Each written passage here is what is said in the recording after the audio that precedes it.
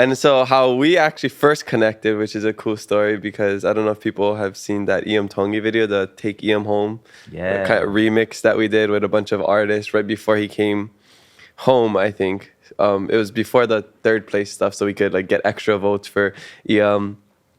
Xavier, how's this guy, was like planning some stuff with that crew, and then he called me, he was asking for ideas, and I thought of this idea. I was like, oh yeah, you remember like during COVID, all those celebrities were singing that We Are the World, or Imagine All the People? Oh yeah. Yeah. I was like, that would be kind of cool if we just got a bunch of like local artists and celebrities to do that. I was like, yeah, okay, I'm gonna do that. I'm gonna hit up some people. He fell off. He was doing other stuff. I'm like, I'm left alone with this project, and I'm like, I don't know what to do. I think I reached out to Kimmy. And it was a pretty big time crunch, right? It was less than, not even a week, like 3 or 4 days. Yeah. And so I forget who I messaged, but eventually I ended up talking to Kimmy because she was just recently on my podcast, so we were communicating a lot during that time. Yeah.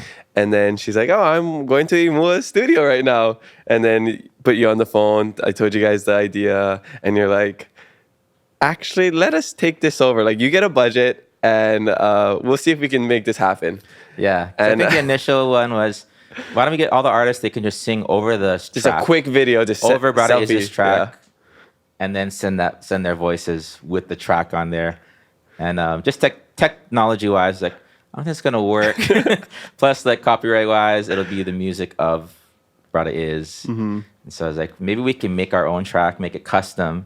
Each singer is gonna have a different vocal range, and so kind of pre-plan that. And so I actually had some experience in that. That's why there is the churches did that on the island called The Blessing, and there was a lot of mainline churches during COVID doing that.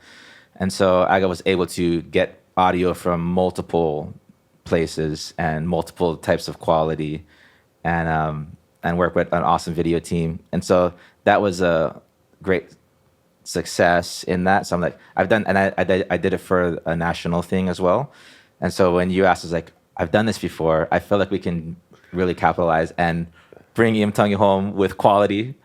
And so thanks for having me a part of that too. Thank you for saving that project. I felt so honored because I was like, I don't even know if you knew me at that point, but I was like, Imua Garza is going to help with this project? Like, what? Like, what is going on? I'm talking with Kimmy, and she's like one of my favorite artists that like I remember going to her concert at the Republic for the first time and being like, this is my favorite artist. She's so awesome. And then like now I'm friends with her and I'm here working on a project with Kimmy. Anyway, it was like such a surreal moment for me, but it was so exciting because like the adrenaline, it was like, I think when we first talked, it was already like 11 at night or 10 at night or something. And then it just, everything happened so quickly. Sent out emails. You're like, hey, get this. Yeah. I'm just messaging people. And then they got the tracks, they recorded themselves. You actually hit up Jake Shimabukuro.